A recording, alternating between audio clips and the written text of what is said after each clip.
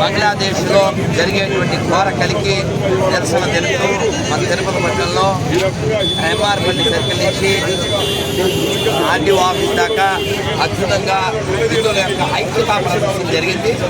చాలా అదే మన హిందువులు గర్వపడాల్సిన విషయం, ఎందుకంటే స్పందన పూర్వం మీద పెరిగింది. అయితే ఇటువంటి దుస్సంఘటనలు బంగ్లాదేశ్లో జరగడానికి కారణం మనందరికీ తెలుసు. వారి సంబంధంగా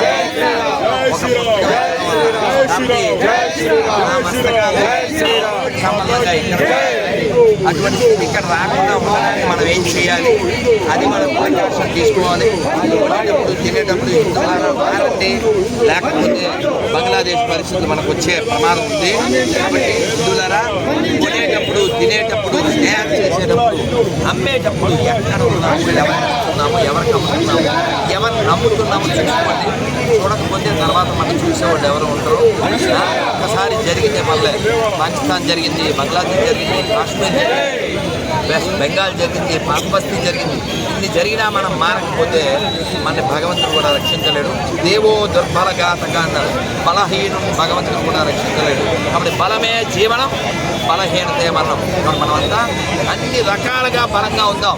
అది శారీరకం, మానసికం, ఆర్థికం, ఆధ్యాత్మికం, సామాజికం, రాజకీయం, 6 రకాల బలాలు ఉంటేనే మనం ఉంటాం.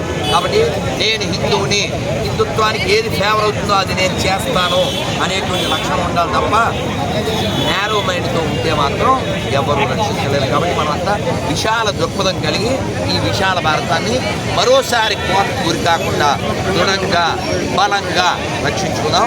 దానికోసం మనంతా కలిసి ఉందాం. భారత్ మాతాకి, భారత్ మాతాకి. రక్షించాలి, రక్షించాలి, రక్షించాలి, రక్షించాలి, రక్షించాలి, రక్షించాలి, రక్షించాలి, రక్షించాలి, రక్షించాలి. జై శ్రీరామ్.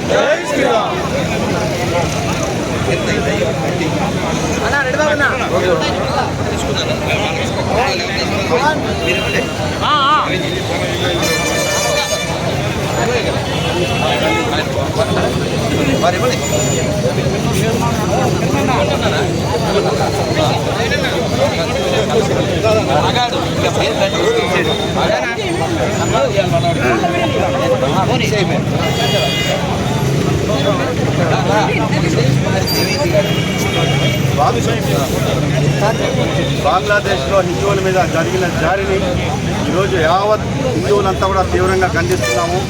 హిందువుల సహనాన్ని చేతకానితనంగా మాత్రం చూడొద్దండి.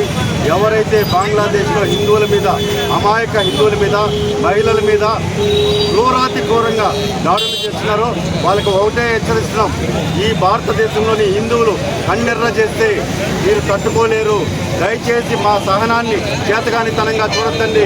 ఈరోజు బంగ్లాదేశ్లో జరుగుతున్నటువంటి అల్లరి మూకల దాడి వెనకల ఎవరున్నారు అన్న దాని మీద యునైటెడ్ నేషన్స్ స్పందించాలి.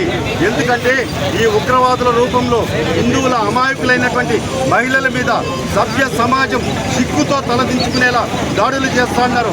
ఈరోజు తిరుపతి పట్టణంలో కనీ విని ఎరగని రీతిలో ప్రతి ఒక్కరు కూడా భారత్ మాతాకి చెయ్యట్టు వినందిస్తూ రోడ్ల మీదకి వచ్చారు. దయచేసి దీని మీద పెద్ద ఎత్తున ఉద్యమానికి కూడా నాంది పలుకుతున్నాం. మేము ఒకటే హెచ్చరిస్తున్నాం.